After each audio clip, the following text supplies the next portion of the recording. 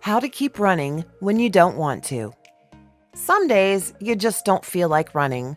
That's when it helps to hear a little motivation. Of course, there's also those times when you probably shouldn't go for a run. It's okay to take a day off and let yourself recharge. But it's a different story when you've already begun running. Unless you're facing an injury, you'll usually regret it if you give in and stop. So the bad news is that you feel like quitting. The good news is that I have 12 tips that will help you overcome that temptation and keep running. This video is brought to you by Runners Athletics, makers of the best running sunglasses for men and women. No slip, no bounce. These ultra lightweight sunglasses won't move no matter the challenge. Gear up for your next adventure at runnersathletics.com. 12 ways to keep running when the going gets tough. To be clear, I'm not advocating that you try to run through an injury, much less begin a run if you're already hurt. What I am saying is that we all hit those walls every now and then. When you first start running, you'll probably hit them all the time. But even those of us who have been running for years and years sometimes hear the siren call to slow down, stop, and call it a day. Whether it happens during your next jog or in the middle of a marathon, here's some effective tips to make sure you keep running even when you think you really don't want to. Resist the temptation to walk. Before you get the inescapable urge to completely give up, you usually face the temptation to just walk for a little while. That voice in your head tells you it's only a temporary measure. You'll walk for a bit, maybe get your breath back or wait for the pain to subside, and then you'll definitely start running again. Unfortunately, this isn't what usually happens. The first reason is that switching to walking can be demoralizing. Even if you are able to start running again, you might still look back on your run as a failure. You didn't run the entire thing. It didn't count. Whether or not that's fair, that feeling could lead to quitting. Why keep going after you've given up? Just accept the L and prepare for a W another day. The second reason is that running gives your body a nice dose of all natural painkillers. When you exercise, your body releases chemicals called endorphins. These endorphins interact with the receptors in your brain that reduce your perception of pain. Endorphins also trigger a positive feeling in the body similar to that of morphine. Walkers don't get those. So when you decelerate from running to walking, don't be surprised if those feelings of pain accelerate now that there are fewer endorphins to contend with. Therefore, the worst thing you can do when you're tempted to quit running is to actually give in and walk. In fact, I recommend that you make it a habit to regularly ignore that initial impulse. The first time it shows up, dismiss it outright and keep running. If you've strategically planned walking breaks into your run, that's completely different, but you still need to fight any temptation to start them early. I'll talk about this kind of interval training later on. Once you give in and start walking, it's going to be difficult to pick up the pace again. Keep running and utilize these other strategies if the temptation returns. Start with good form and posture. Before you even so much as slow down, I want you to check yourself to make sure you're practicing good running posture. While many people love to run because it's such a natural exercise, the best runners know that the best times belong to those who have the best form. As Meb Keflezighi once said about his winning performance in the Boston Marathon, "If it wasn't for form, I don't think I would have won. I think about my feet, where they're going to land, my hips, knees, legs, arms, neck, where my head should be positioned, where my chin should be going uphill, downhill." Even if you don't have ambitions to someday win a major marathon, form is still important for making the best use of your energy and fighting off pain. The next time you feel the temptation to quit running, run through this checklist first to make sure your posture is correct. Look ahead. It can be tempting to look down when you're getting tired, but that's bad form.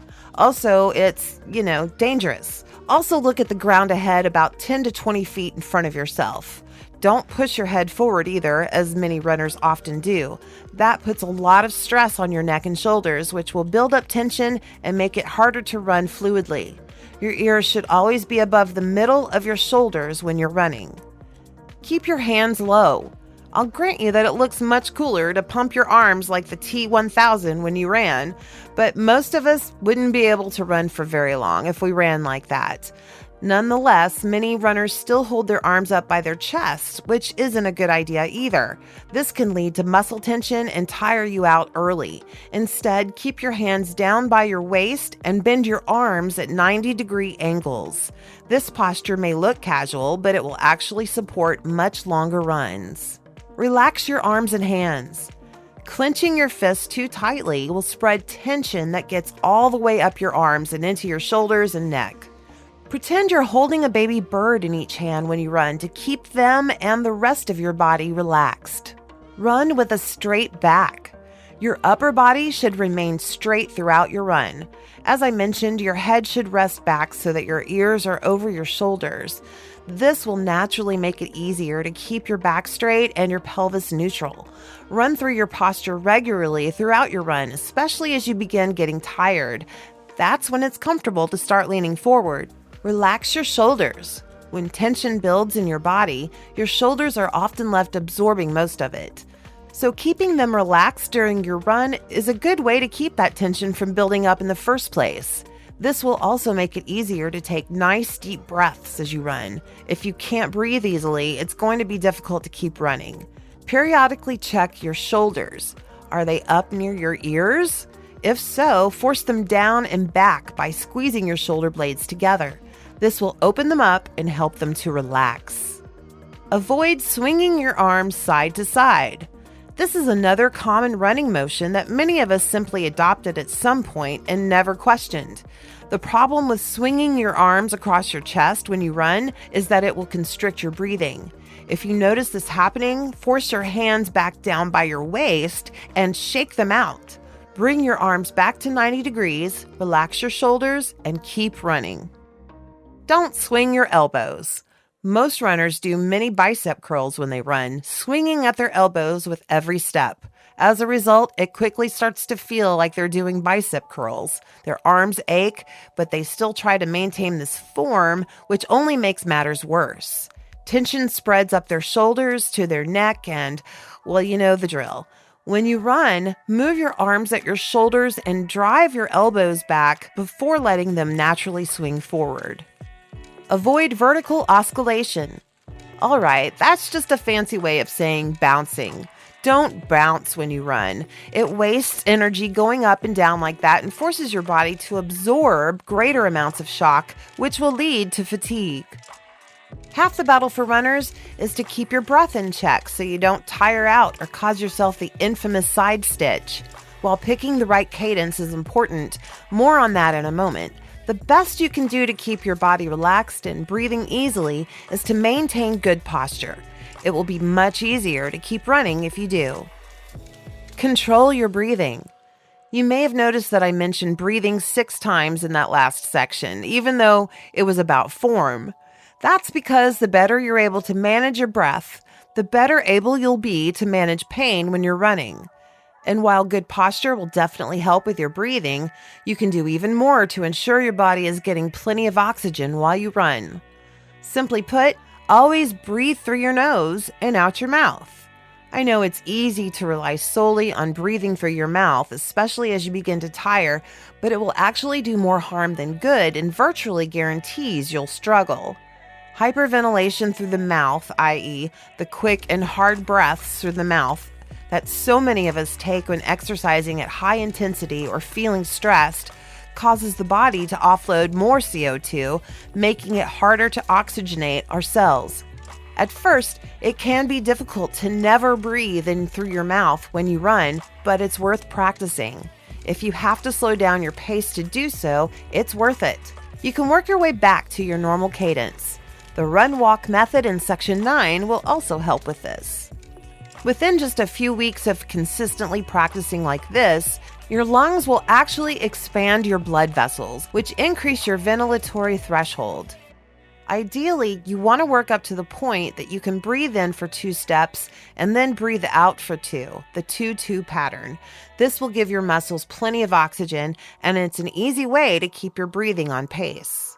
Just like with form, if you find yourself aching while you run, check your breathing. chances are you're not practicing the 2-2 pattern. Slow down a bit, get your breath back on track, and then keep running. Distract yourself. I think distractions get a bad name. Sure, they're not all great.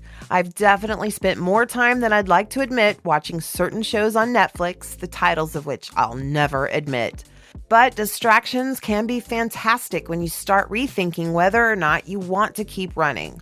That's when it helps to focus on something other than that growing urge to call it quits. For many people, the simplest way to do this is by drawing attention to the song playing through their earbuds. You might even mix it up with a new song you haven't heard in a while, as that might have an easier time winning over your focus. Audiobooks can be great for this too. Unless you're listening to the same one for the second time, you're never quite sure what's going to happen next. So pick an interesting book and you'll always have a distraction ready when the going gets tough. If you don't already have an Audible account, I highly recommend it. Podcasts are great for the same reason. Start an episode you haven't heard before and direct your attention there. Another simple distraction is using a metronome for your runs. Not only will it give you something to focus on, but it'll put that focus on your actual steps. This makes it easier to maintain your running cadence so you don't just keep running, you keep running at your ideal pace.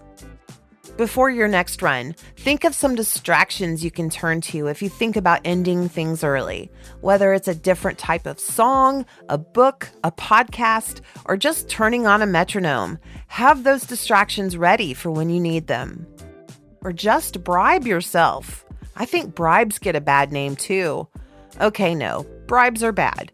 But if there was one time when it was maybe okay to use a little bit of bribe, I'd say it's when that voice in your head tells you it's time to quit running early. For example, I know some runners who will give themselves a cheat meal or allow themselves dessert if they push through the discomfort and keep on running. Maybe for you, it would be an extra episode of that show you like, or sleeping in a bit the next morning. Maybe it would be a guiltless happy hour or brunch with friends. Some runners prefer to reward themselves, but only after they've reached a certain milestone. Maybe it's running a certain number of miles a day for 5 days. It could be running a total of 100 miles in a month without any walking. Whatever the case, the outcome is the same. When the temptation to throw in the towel shows up, it helps to have another, bigger, better temptation to keep you running. Focus on the reason you're running. Hopefully you're not just running to make room for dessert or justify another glass of Cabernet. Don't get me wrong, those things are great. But is there a greater purpose that gets you to put your running shoes on? Is there a goal you're chasing whenever you run? I know many of you are training to run for a 5K, half marathon, or some other event. Even if it's not your first, those are still impressive goals. Think about how important it is to keep running so you show up ready on race day, capable of recording your best time. Many people take up running for health reasons. Maybe you're trying to lose weight or want to improve your cardio so you can take on other activities. If you're a parent, a big part of running might be setting a good example for your kids. It could just be so you're able to keep up with them. Of course, there's nothing wrong with running simply because you like it. If it makes you happy, that's reason enough. But if you're noticing that your fun is being cut short because you're unable to push through discomfort, it will help if you can think of a bigger goal. Is this the year you finally decide to sign up for a race? Is there a number you'd love to see from your scale? Brainstorm some ideas and come up with a goal that can pull you away from the temptation to quit running. Give yourself a target destination. It turns out that there's a really simple trick you can play on your mind that will help you keep running even if you feel like you're about to give up. The cool trick is known as attention narrowing, and it's extremely helpful for runners, as The Atlantic pointed out in an article titled "Running Faster by Focusing on the Finish Line." But new research suggests that taking the eyes on the prize mantra literally can help with performance. A study published in the journal Motivation and Emotion found that focusing on a stopping point in the distance, like a building or a tree, can cause distances to appear shorter. This, in turn, encourages exercisers to move more quickly and reduces the feeling of exertion. This is pretty amazing when you think about it. Attention narrowing won't just help you get through a rough spot by making it feel like time is passing faster, it will actually help you run faster too. The next time you feel like stopping, keep calm. Find an object out ahead of you and focus on trying to get there. By using an actual destination as your distraction, you'll realize two benefits and avoid the ultimate negative, giving up. Compete against another runner. Obviously, this works best when you're running in an actual race. While I suppose you could do it on your local running trail, trying to race unsuspecting runners will probably earn you a bad reputation. If you've ever run a race before, you know that one of the most important steps, at least figuratively, is maintaining your cadence. It's easy to get excited and let your adrenaline take over. Unfortunately, that's how you end up gassing out before you're even halfway done. As we just learned, focus can also be a powerful weapon against fatigue. You can use it to distract yourself or to pick up physical landmarks to focus your mind on while your body keeps pushing forward. Another option that's a bit more exciting is to find a fellow runner to compete against. While most marathon runners compete against their own best times, it can help to find a runner up ahead whom you can catch up to and overtake. Now, you have to be careful with this strategy. It's only supposed to be a temporary solution for overcoming aches, pains, and exhaustion. If you just keep trying to race people for an entire marathon, you're either going to win, great, or struggle to finish, not great. Wait until you need some extra motivation and you have a better idea of the field of runners around you. Focus on one who's been keeping about the same pace and then take your attention off discomfort and put it on overtaking them. Once you do, slow back down to your normal cadence and collect yourself. Repeat as necessary. Give yourself a walking budget. Look, we all have bad running days. Whether you get a side stitch, pull a muscle, struggle with tension in your upper body, or just running low on motivation, it's okay to admit every now and then that you're not going to finish your run without some walking. In that case, one idea is to give yourself a walking budget. As I mentioned earlier, once you quit running to start walking, it's hard to reverse course. Your body will naturally prefer to stick with the more relaxed, less demanding pace of walking. One way to get over this is to give yourself a walking budget of only a certain number of steps. It could be 50 or even 100. The point is that you tell yourself, all right, I'm going to walk for 100 steps, but then I have to start running again. Keep in mind, you can take as long as you want to walk your allotment. You might decide to slow your cadence considerably to help catch your breath, get over your side stitch, etc. That's fine. You just can't go over budget. Once you're out of walking steps, it's time to switch back to running steps. A similar idea is to give yourself a timed break. You might tell yourself you'll rest for a minute before running again. I prefer the walking budget though, as it keeps you moving. This makes it easier for your heart and lungs to ramp back up again. But it's especially beneficial if your muscles are likely to cramp up once their demanding work is over. Start with a walking budget of 100 steps the next time you feel like quitting and see if that quick break doesn't help you get back to running. Switch to intervals of running and walking. If you find yourself regularly depending on your walking budget to get through your runs, it might be that your endurance isn't quite where it needs to be yet to tackle the kind of mileage you want to cover. There's absolutely nothing wrong with that. We've all been there. Some of us multiple times. One easy way to address this challenge is through the run-walk method. This is when you switch between intervals of walking and running as pre-planned times in order to finish. For example, you might run for 5 minutes and then walk for 5 minutes. If that becomes manageable for you, you could switch to running for 5 minutes and then walking for only 4. In this way, you'll build up your endurance without having to fight through the kinds of physical discomfort that would come from trying to run 100% of the time.